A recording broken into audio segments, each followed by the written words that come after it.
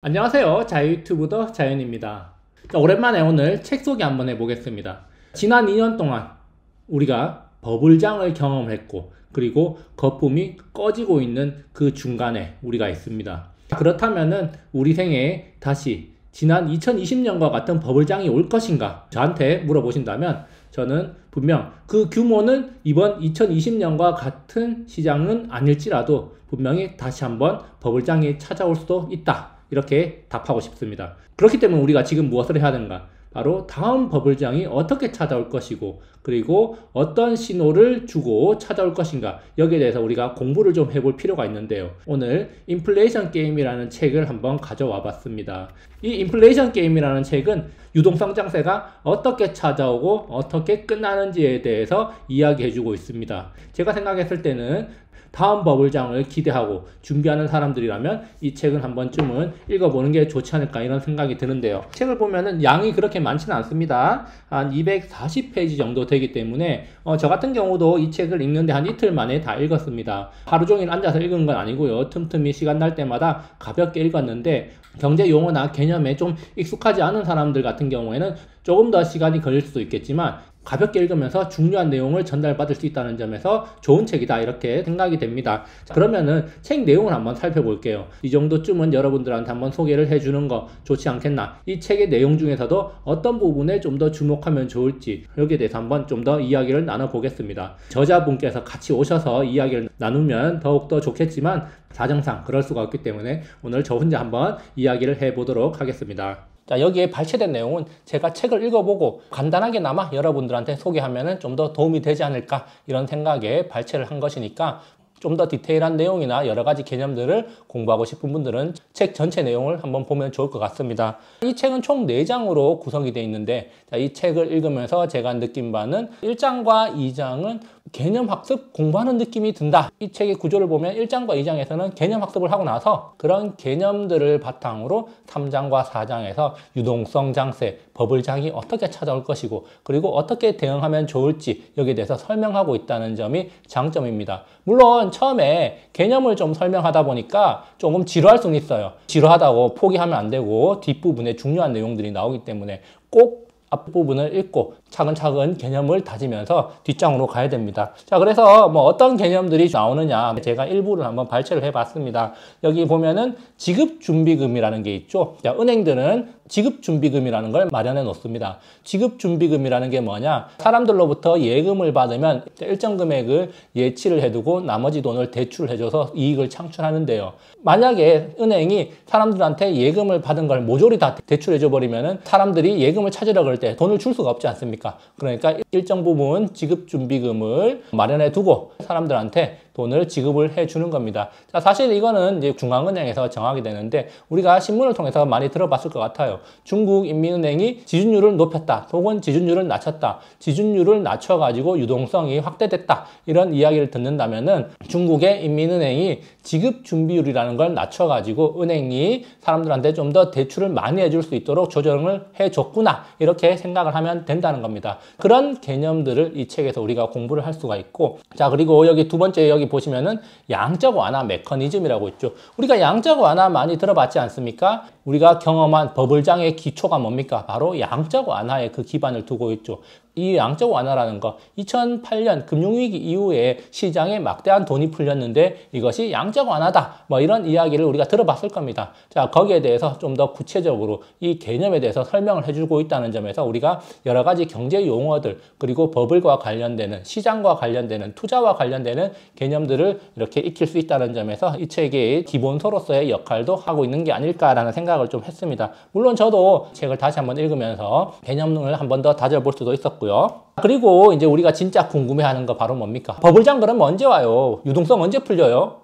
지금 이 하락장 언제 끝나요? 라고 물어볼 수도 있습니다. 자, 저한테도 많은 분들이 언제쯤 이제 이 하락장이 끝날 것 같은가, 다음 상승장은 언제 올 것 같은가, 저한테도 많은 분들이 물어보는데, 뭐 저도 정확한 그 시기를 알 수 있겠습니까? 제가 그게 결정하는 게 아니라 그거는 미국, 그리고 연준, 그리고 경제 상황에 따라서 좀 달라질 수 있는 거겠죠. 자, 그렇기 때문에 다음 버블장이 과연 언제 올 것인가, 그런 신호들을 포착할 수 있는 여러 가지 방법들에 대해서 3장하고 4장에서 소개를 해주고 있습니다. 그래서 저도 이 부분에 대해서는 조금 더 꼼꼼하게 한번 읽어봤는데요. 물론 제가 좀 더 관심 있게 본 부분은 3장입니다. 3장의 내용을 보면은 제목 자체가 유동성을 알면은 돈의 흐름이 보인다, 이런 내용이죠. 그래서 결국에는 우리가 이 유동성 장세에 올라타서 부를 축적해야 되지 않습니까? 사실 하락장에서는 우리가 지키는 것만 해도 벅차기 때문에 우리 같은 서민들은 부를 쌓는 게 만만치 않습니다. 현금을 지키면서 지출을 최대한 억제하고 다음 버블장, 다음 유동성장을 기다리는 것, 그게 가장 최선의 방법이라고 할 수가 있는데,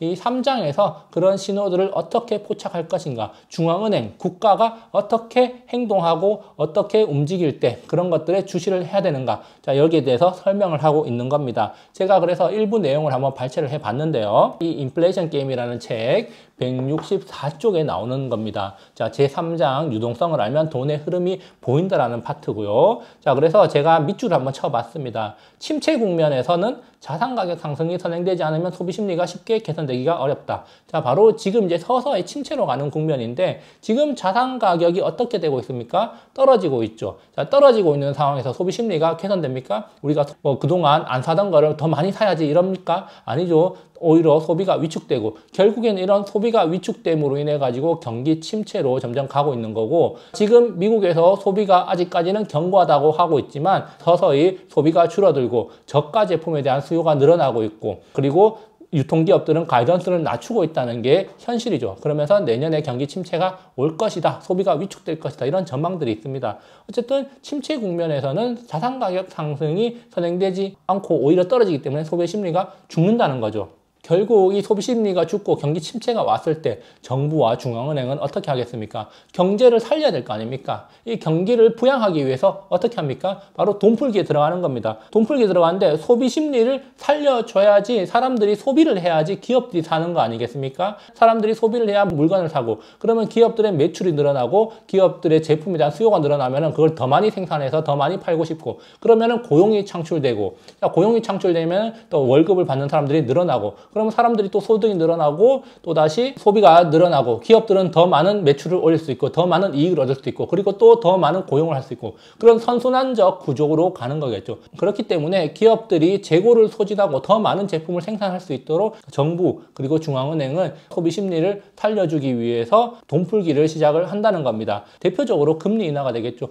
이렇게 금리 인하를 하면은 이제 사람들이 어떻게 합니까? 돈을 빌려가지고 실물 자산을 사게 되고, 자, 그런 실물 자산의 유동성이 들어가게 되니까 가격 상승이 나타나고, 자, 그러면 그렇게 가격 상승이 나타나면 어떻습니까? 내 마음마저 풍족해지죠. 그러면 내 마음이 풍족해지고 내 자산이 늘어난 느낌이 드니까 소비도 좀 더 원만하게, 관대하게 하게 되는 겁니다. 자, 그래서 결국에는 실물 자산 가격을 상승시키는 선택을 먼저 하게 되는 게 가장 일반적이라는 거죠. 그런데 이제 이게 소비로 이어지지 않고 경제 회복으로 이어지지 않고 또다시 침체가 찾아오면 또 돈을 풀고, 뭐 그런 것들이 계속 반복되는 게 바로 루비니 패러독스라는 거 아니겠습니까? 어쨌든 정부 입장에서는 경기 침체가 찾아와서 불황이 계속되면은 그것을 타개하기 위해서 유동성을 확대하는 그런 정책을 펼치게 된다는 겁니다. 그렇게 해서 자산 가격이 올라가면은 소비 심리가 되살아난다는 거죠. 그러면 이제 이때 어떤 현상이 나타납니까? 가진 자와 가지지 못한 자의 자산 격차가 심해지는 거죠. 정부가 유동성을 막 풀어가지고 자산 가격을 올릴 수 있는 환경을 조성해놨는데, 그런데 이제 그때 시드머니가 없는 사람들은 어떻게 합니까?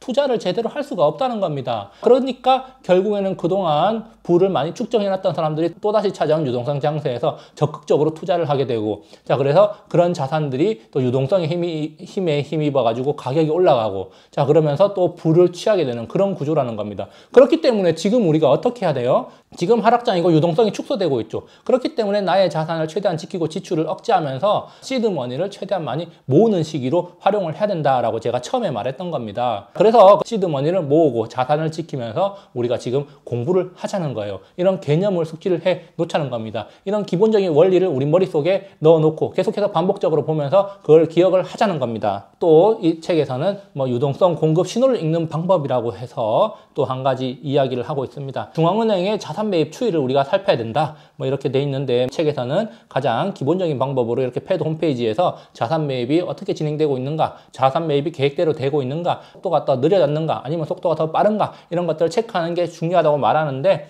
결국 이렇게 이제 자산 매입을 하는데 이런 것들이 어디에 다 나옵니까? 뉴스에 다 나와요. 뉴스에 다 나오는 겁니다. 자, 그렇기 때문에 뉴스를 꾸준히 보면서 중앙은행이 양적 완화를 하네? 미국 패드가 자산 매입을 하기 시작해? 그러면은 돈이 막 풀리면서 자산 가격이 오르겠네라고 우리가 인지를 하고 있다는 겁니다. 그런데 그런 시기가 되면은 이미 경제는 바닥을 찍고 서민들은 정말 힘들어가지고 막 바닥에서 헤매고 있어요. 허우적대고 있는 상황입니다. 그러니까 사실 투자, 신문 이런 데 관심을 가질 여력이 없고 먹고 살기 바쁘다는 겁니다. 그게 자본주의 사회에서 반복되어 온 역사이기도 하고요. 그렇기 때문에 우리가 이것들을 인지를 하면서 기억을 하고 있다가 뉴스를 계속 봐야 돼요.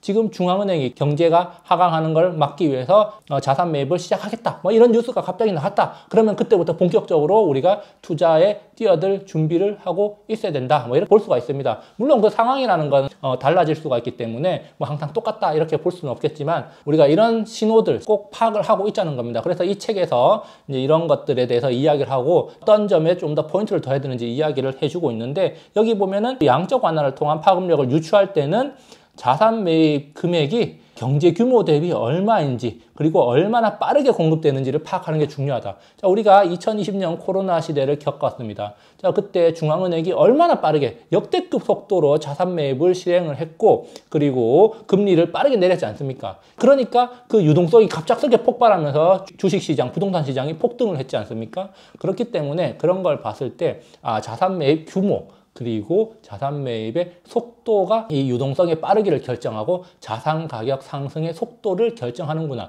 이걸 우리가 한 가지 포인트로 짚고 있어야 됩니다. 그리고 우리가 다음에도 그런 시그널들이 왔을 때 그것들을 인지를 하고 대응을 할 수가 있어야 된다는 거죠. 그래서 이 책에서는 이런 이야기들을 해주고 있는 거고요. 그리고 이제 우리가 신문을 보면은 대충 이런 일들이 어떻게 진행되고 있는가 그런 것들을 간간히 확인할 수 있기 때문에 신문을 보면서 이런 내용들이 나오면은 우리가 예의주시를 하고 있어야 된다. 이렇게 또 볼 수가 있겠죠. 3장과 4장이 다음 버블장이 언제 오는가 어떻게 우리가 포착할 수 있을까에 대한 이야기를 하고 있는 거다라고 제가 말씀을 드렸습니다. 그래서 좀 전에 3장 유동성을 알면 돈의 흐름이 보인다라는 부제가 붙은 3장에 실려있던 내용을 조금 살펴봤습니다. 그러면 인플레이션 시대 투자를 위한 준비와 조건이라고 해서 4장에 있습니다. 어떻게 어디에 투자를 하면 좋을까에 대한 저자의 이야기가 담겨 있는데 저도 여기에 동의하는 바가 많습니다. 그렇기 때문에 여러분들도 한번 이 책을 읽어보면서 이 저자는 어떤 내용에 대해서 어떻게 투자하면 좋을지에 대해서 이야기하고 있는지 그거 한번 파악해보는 거 좋을 것 같고요. 이 저자의 생각에서 배울 점이 뭔지 여기에 대해서도 우리가 한번 생각해보는 게 좀 더 내가 발전하는 길이 될 수 있지 않을까 이런 생각을 해봅니다. 자, 이 그림 밑에 그림 보이시나요? 이 낚시꾼하고 이 파도가 있습니다. 자, 이 그림은 이제 썸네일에 있던 그림을 가져온 건데요. 자, 제가 이렇게 낚시꾼하고 파도를 가져온 이유가 뭐냐? 파도와 싸우는 낚시꾼이 되자. 이런 말을 하고 싶어서 가져오는 건가? 절대 그런 게 아닙니다. 자, 우리 모두 전문 낚시꾼이 될 필요는 없어요. 그렇죠. 우리가 취미로 낚시를 즐기는 분들도 많을 겁니다. 그렇지만 취미로 낚시를 즐긴다고 해가지고 모든 사람이 전문 낚시꾼이 아니지 않습니까? 물론 취미로 즐기다 보면은 전문가에 준하는 수준으로 낚시를 잘하게 될 수도 있지만 일반 사람들이 평소에 낚시를 잘 안 하더라도 가끔씩 그냥 재미로 갈 수도 있지 않습니까? 자, 그런데 가끔씩 재미로 낚시를 하러 가더라도 언제가 낚시하기 좋은 날씨인지 그리고 언제 낚싯대를 던져야 될지 구분을 할 줄 알아야 된다는 겁니다. 우리가 전문 낚시꾼이 아니기 때문에 아무 때나 가가지고 낚시도 돼. 고기 안 잡히는 말든 상관없어 라고 했는데 비바람이 몰아치고 파도가 거센데 가가지고 낚시를 해도 되겠습니까? 갔다가 그냥 낚시는커녕 내가 고기를 잡으러 가는 게 아니라 바다가 나를 잡아갈 수도 있죠. 자, 그렇기 때문에 우리가 뭘 하더라도 내가 그 분야의 전문가가 아니더라도 그거를 해야 될 때인가 아닌가를 알 필요가 있다는 겁니다. 결국 우리가 투자를 하는 데 있어가지고 내 스스로 결국은 판단하고 하는 거지 않습니까? 그렇기 때문에 지금이 투자를 해야 될 때인지 안 해야 될 때인지는 우리가 최소한 구분을 할 줄 알아야 된다. 자, 그래서 어떤 신호가 왔을 때 내가 지금은 투자를 해야겠구나 느낄 수 있는 여러 가지 신호들이 있는데 그런 신호들을 몇 개 정도는 알고 있으면 좋지 않을까. 그래서 이제 이 책에서는 여러 가지 이야기를 해주고 있는데 이 책의 내용만 숙지를 하고 있더라도 지금 내가 투자를 해야 되는구나.